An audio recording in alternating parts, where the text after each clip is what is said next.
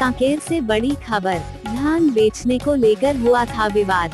शराब के नशे में की थी पत्नी की हत्या, 10 वर्ष की हुई सजा।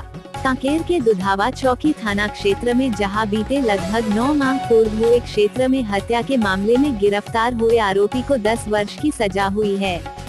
दरअसल पूरा मामला कांकेर के दुधवा चौकी क्षेत्र के बानगाबरी का है, जहां अपनी ही पत्नी की हत्या के आरोप में गिरफ्तार हुए आरोपी को 10 वर्ष की सजा सुनाई गई है।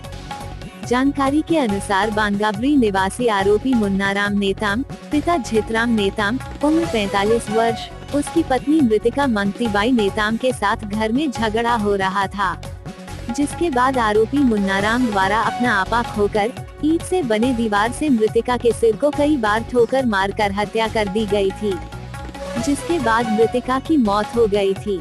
मृतिका की 13 वर्षीय पुत्री के बयान द्वारा पुलिस को हत्या के मामले को सुलझाने में आसानी प्राप्त हुई थी।